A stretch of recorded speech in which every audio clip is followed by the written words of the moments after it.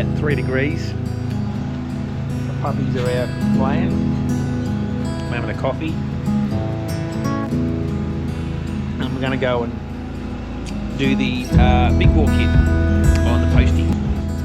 There's the postie. We'll strip it down. Get it ready for the big bore kit. Here's the other bike.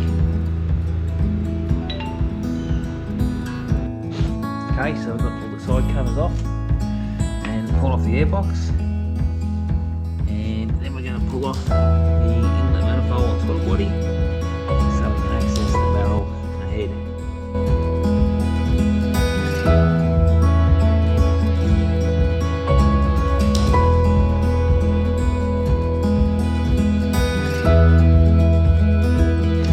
So I've unbolted the throttle body and air intake and everything, all just in 2 bolts. So just these 2 bolts here. So what I'll do is I'll swing that out of the way like that.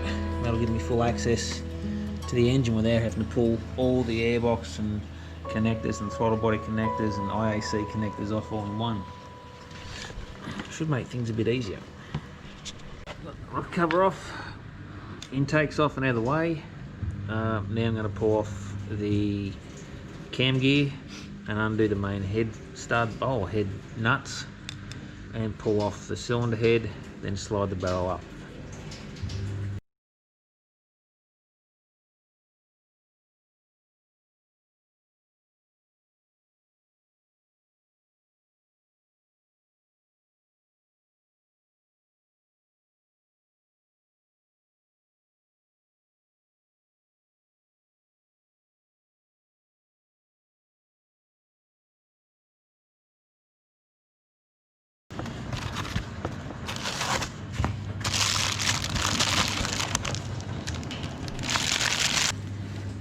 Here is the 130cc kit. It's pretty much the same.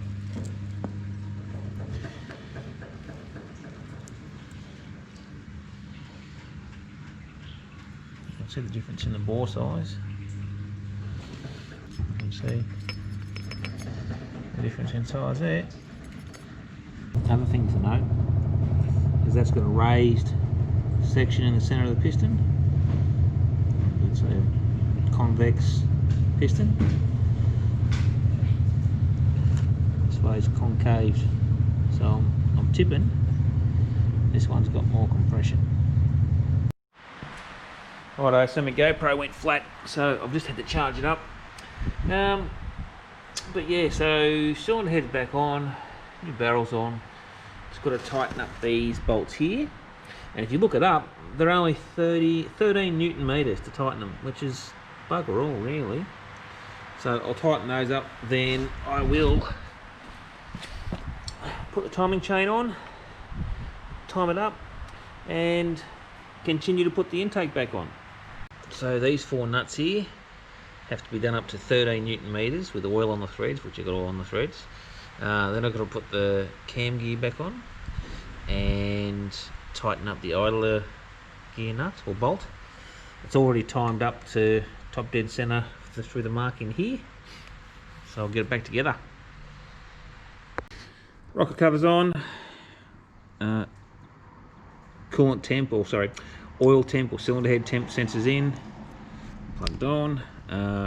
Bracket that also supports the fairing on the side and also supports the fairing on this side, and also just got to put on a little cover for the oxy sensor. Plug on, lead on, getting there.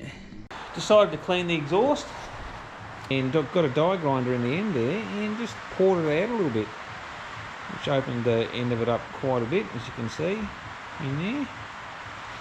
And I'm just going to paint it with some high temp pot belly paint. Just got that from Bunnings Warehouse. Seems to work pretty good.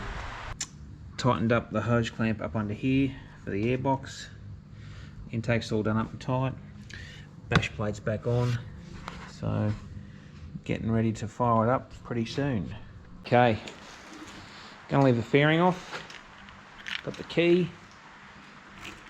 put it in. Gonna start it. It's pretty cold here. It's probably about 5 degrees, I reckon. Let's see. Key on. Oh, I like that. Extremely quiet.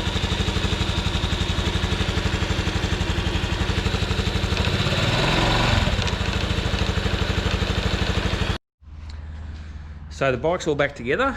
You can see here. I'm just waiting on the weather to clear, because if you have a look way up over there, it's coming in hard. Over here's all nice and clear, but that's what I'm worried about. So once that clears up, I'll take her out and go for a burn and see how she goes, and then put it on the dyno, see what power it makes. Righto, timer's come again. Bike's on the dyno, big bore kit fitted. Got to see if it makes more power than it did last time.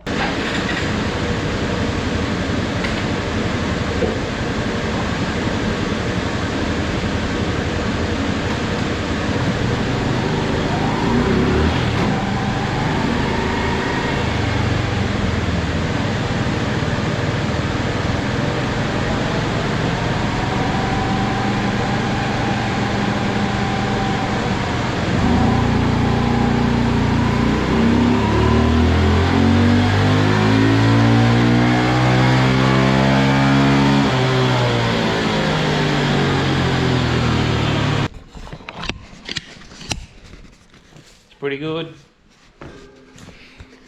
So the blue run, this one here, is this just what I've done. So the blue run is our run we done just then with the big bore kit. Let's see what power it made. That's pretty good. That's the whole horsepower, that's everywhere.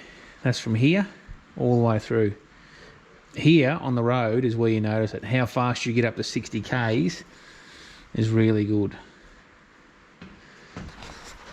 All that for 120 bucks off eBay. Big bore kit. I'm happy with that. If you want to see me do more mods on the bike, just put a comment down the bottom and let me know, and I'll make it happen.